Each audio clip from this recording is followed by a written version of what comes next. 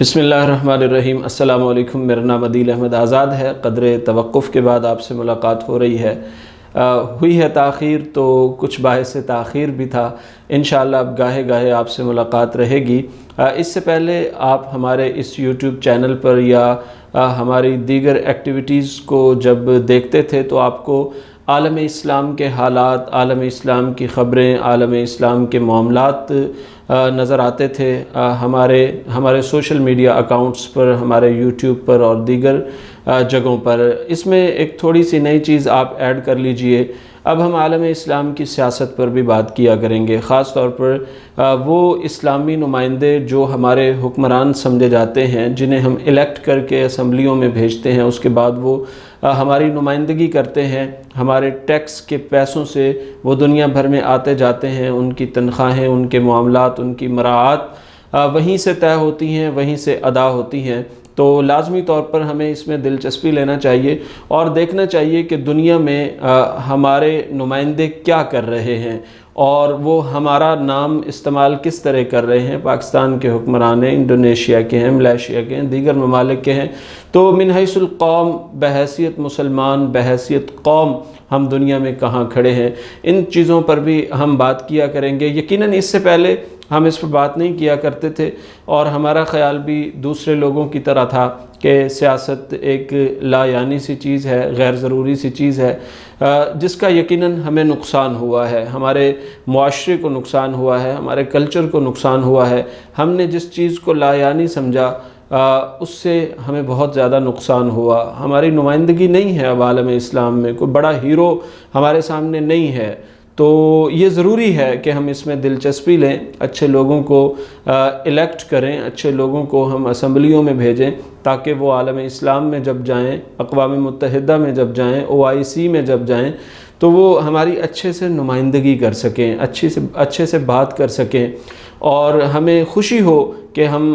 جس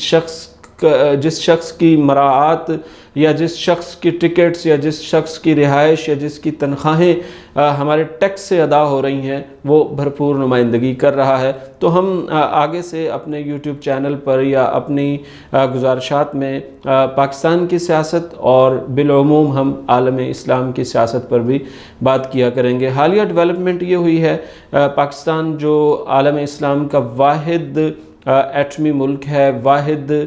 سپر طاقت ہے ایٹمی لحاظ سے، اور اس کو مانا جاتا ہے، اور اسی بنا پر پاکستان کے ساتھ عالم عرب کی محبتیں ہیں، عالم اسلام کی محبتیں ہیں، اور دیگر ممالک کے لوگ ہمیں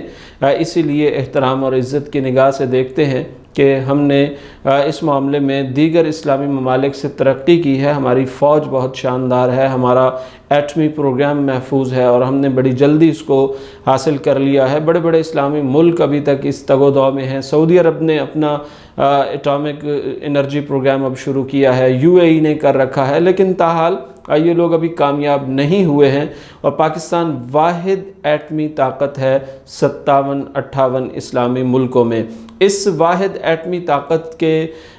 حالات بدلتے رہتے ہیں، معاشی طور پر ہم روز اول سے کمزور ہیں اور تاحال کمزور چلے آ رہے ہیں۔ حالیہ ڈیولپمنٹ یہ ہوئی ہے کہ ہمارے ہاں جناب عمران خان صاحب کی حکومت کو چلتا کیا گیا ہے اور ایک نئی حکومت معرض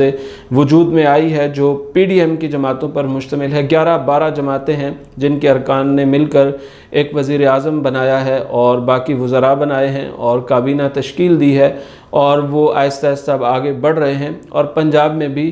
جو پاکستان کا ایک بہت اہم صوبہ ہے، سب سے بڑی آبادی والا صوبہ ہے، وہاں پر بھی PDM کی حکومت آ گئی ہے، اور وفاق میں جناب میاں شہباز شریف صاحب وزیر اعظم بنے ہیں، اور پنجاب میں ان کے بیٹے، ان کے صاحبزادے میاں حمزہ شہباز شریف صاحب وزیر اعلیٰ بن گئے ہیں۔ تو اس کے بعد ایک واقعہ ہوا، مسجد نبوی کا واقعہ ہے، اور بہت افسوسناک واقعہ ہوا۔ کچھ لوگوں نے وہاں پر شور کیا جب نئی حکومت کے لوگ وہاں پر گئے، وزراء گئے، تو وہاں چور چور کے نعرے لگائے گئے، یقیناً آوازیں بلند ہوئیں، مسجد نبوی کے آداب کے منافی ہوا، حضور صلی اللہ علیہ وسلم کے روضہ مبارک کی شان کے منافی ہوا۔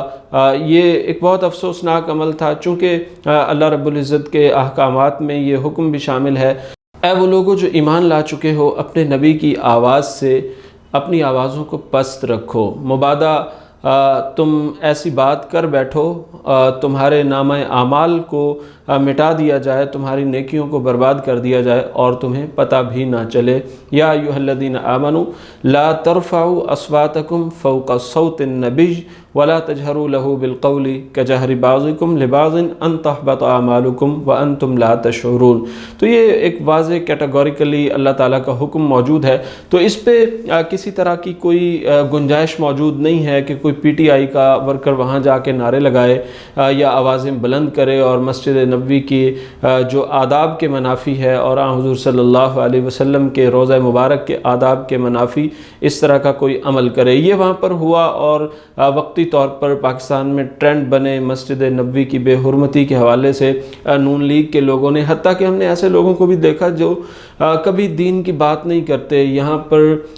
ترقی پسند لوگ جنہیں ہم سرخے کہتے ہیں، وہ بھی اس طرح کے ٹرینڈ چلاتے ہوئے نظر آئے، اور ایسے بدبخت لوگ بھی دین اور مسجد نبوی اور حضور صلی اللہ علیہ وسلم کی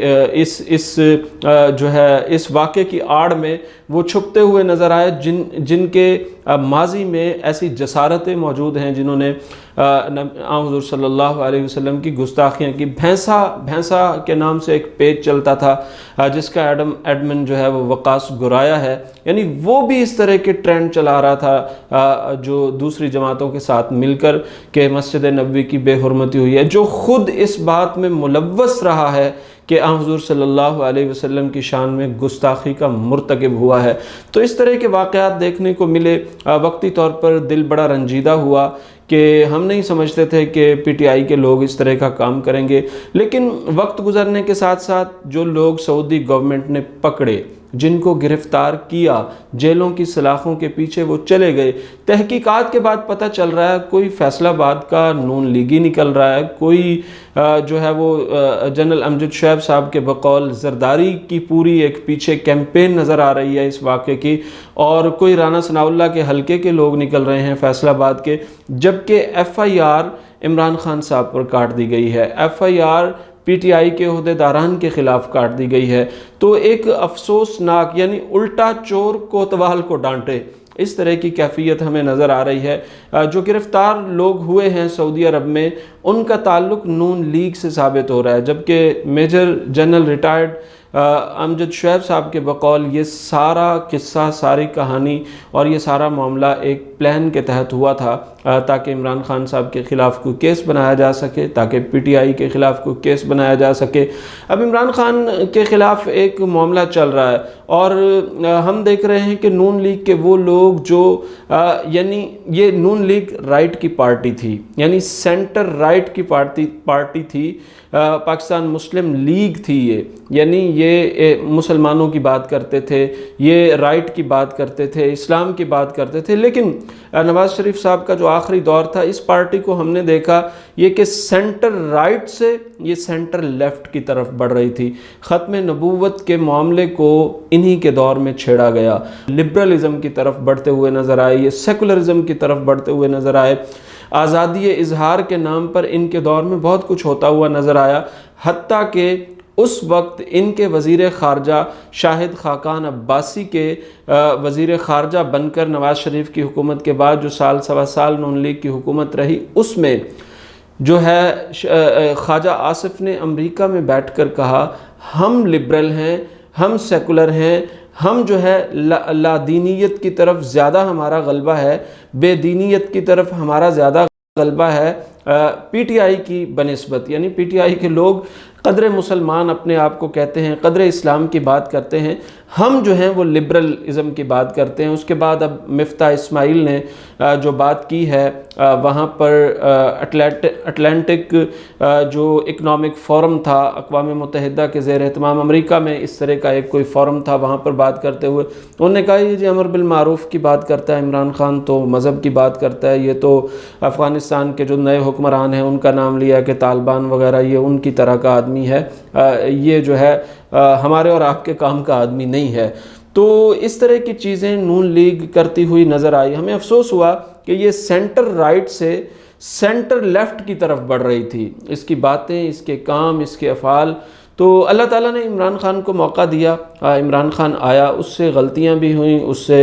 اچھے کام بھی بہت ہوئے۔ خاص طور پر ہم نے دیکھا جب عمران خان آیا اس کے فوراً بعد پلوامہ کا واقعہ ہو گیا، 4-6 مہینے انڈیا کے ساتھ کلیش رہا، کوئی ترقیاتی بڑا کام نہیں ہو سکا، روزانہ اسی بات پر قومی سلامتی کی میٹنگز ہوتی تھیں، کیا ہونا ہے، کس طرح سے ہونا ہے، تقریباً 6 ماہ اس پر لگ گئے، اور اس کے بعد پھر کووڈ آ گیا، 2 سال کووڈ رہا۔ تو عمران خان کو بنیادی طور پر جو کام کا موقع ملا، سال سوا سال کام کا موقع ملا، اور اس دوران عمران خان نے کام کیا۔ میں نہیں کہہ رہا کہ ملکی طور پر کوئی بہت بڑا استحکام ہو گیا، ملکی طور پر کچھ ایسا ہو گیا، کچھ بھی نہیں ایسا ہوا، لیکن وہ بڑھ رہا تھا آہستہ آہستہ۔ FBR سے اس نے پاکستان کی تاریخ میں پہلی بار ٹیکس کلیکٹ کر کے بجلی کے ریٹس کم کیے، پہلی بار تاریخ میں اس نے پاکستان کے سکولز میں، کالجز میں، یونیورسٹیز میں قرآن کی تعلیم کو لازمی قرار دیا، ترجمہ پڑھنے کو لازمی قرار دیا۔ پہلی بار اس نے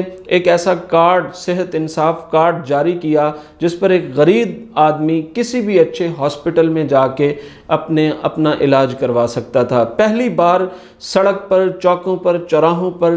بازاروں میں، جو ہے وہ گلیوں میں، کھلیانوں میں سونے والے لوگوں کو، غرباء کو اچھی چھت میسر آئی، اچھا بستر میسر آیا، صبح اور شام کا اچھا کھانا میسر آیا، اور احساس پروگرام جو ہے وہ بنا، اور اس طرح پناہ گاہیں بنی، وہ وہاں پر رہنے لگے۔ اور وقت گزرنے کے ساتھ ساتھ مہنگائی کو کنٹرول کرنے کا عمران خان کی حکومت گئی ہے، ہر چیز کے ریٹس بڑھ گئے ہیں، یعنی ایک دن میں مرغی، برائلر مرغی جو ہم بازار سے خرید، 55 روپے ریٹ بڑھ گیا ہے اس موجودہ حکومت میں، PDM کی جو حکومت بنی ہے۔ تو آئل، خوردنی آئل کے ریٹس بڑھ رہے ہیں، پیٹرول کے ریٹس بڑھ رہے ہیں، بجلی کے ریٹس بڑھ رہے ہیں، اس کے ساتھ ساتھ سبزیوں کے ریٹ بڑھ رہے ہیں، گوشت کا ریٹ بڑھ رہا ہے۔ تو مجھے بتائیں کہ بند کس نے باندھا ہوا تھا، کس نے روکا ہوا تھا اس تمام معاملات کو؟ اور پھر خودداری کی بات کرتا ہے، وہ UN کی جنرل اسمبلی میں سید الانبیاء کی حرمت کا مقدمہ لڑتا ہے، وہ UN کی جنرل اسمبلی میں جو ہے وہ 15 مارچ کو اسلامو فوبیا کا دن مقرر کرواتا ہے، وہ UN کی جنرل اسمبلی میں کھڑے ہو کے دنیا کو کہتا ہے کہ ہمارے حضور صلی اللہ علیہ وسلم کی بے حرمتی نہ کیا کرو، ہمارے دل دکھتے ہیں۔ وہ OIC کے اجلاس میں کہتا ہے کہ آپ کے تمام ایجنڈاز ایک مرتبہ ایک طرف رکھ دیجئے، ہمارا سب سے بڑا مسئلہ جو یورپ کے ساتھ ہے یا دیگر اقوام کے ساتھ ہے جو بے حرمتی کرتی ہیں حضور صلی اللہ علیہ وسلم کی، انہیں یہ بتانا، ان تک یہ بات کلیئرٹی کے ساتھ پہنچانا کہ یہ کتنا سنگین معاملہ ہے، یہ سب سے پہلے OIC کا کام ہے۔ اور جب اس کی حکومت کو ہٹایا جاتا ہے تو سب سے زیادہ خوشیاں اس PDM کے بعد، ان 12 جماعتوں کے بعد، وہ گیٹ وائلڈرز مناتا ہے جو حضور صلی اللہ علیہ وسلم کی گستاخی کا فی زمانہ سب سے بڑا مرتکب ہے۔ آج سرخے خوش ہو رہے ہیں، PMLN خوش ہو رہی ہے، PPP خوش ہو رہی ہے، گستاخان رسول خوش ہو رہے ہیں، دنیا میں گستاخان اسلام خوش ہو رہے ہیں، اور یہ تمام خوشیاں ایک طرح کی ہیں، ایک طرح کے جو ہے ٹرینڈ چل رہے ہیں، ایک طرح کے میسیجز ہو رہے ہیں، صرف اور صرف عمران خان کے خلاف۔ وہ خوددار آدمی ہے اور وہ خودداری کے ساتھ جینا چاہتا ہے۔ اس طرح کا باوقار لیڈر قائد اعظم کے بعد ہمیں پہلی بار ملا ہے، کوئی اس کا کمپیریزن ہی نہیں ہے، کوئی اس کا تقابل ہی نہیں ہے۔ اللہ تعالیٰ اس کی حفاظت فرمائے، اللہ تعالیٰ اہل پاکستان کو توفیق عطا فرمائے کہ اس کا ساتھ دیں، اور عزت کے ساتھ، غیرت کے ساتھ۔ یعنی یہ بعد کے حالات نے بھی بتا دیا ہے کہ یہ بڑھتی ہوئی مہنگائی، یہ جو ہے وہ بد امنی کی کیفیت، اور یہ لوٹ مار کا دوبارہ وہی کلچر شروع ہو جانا، یہ بعد کی کیفیتوں نے بھی قوم کی آنکھیں کھولنا شروع کر دی ہیں۔ اللہ کرے قوم کی آنکھیں کھلیں، اللہ کرے جو ہمارے مقتدر ادارے ہیں وہ اس بات کو سمجھیں، پاکستان کو آگے بڑھانے کے لیے، پاکستان کو خوددار بنانے کے لیے، پاکستان کو عظیم بنانے کے لیے، پاکستان کو محفوظ بنانے کے لیے، پاکستان کو غیرت کے ساتھ آگے بڑھنے کے لیے اس وقت جو ضرورت ہے وہ جناب عمران خان صاحب کی ضرورت ہے۔ اللہ تعالیٰ ان کی حفاظت فرمائے اور اہل پاکستان کو جو ہے وہ توفیق عطا فرمائے کہ وہ عمران خان کا ساتھ دیں تاکہ پاکستان آگے بڑھ سکے، پاکستان ترقی کر سکے۔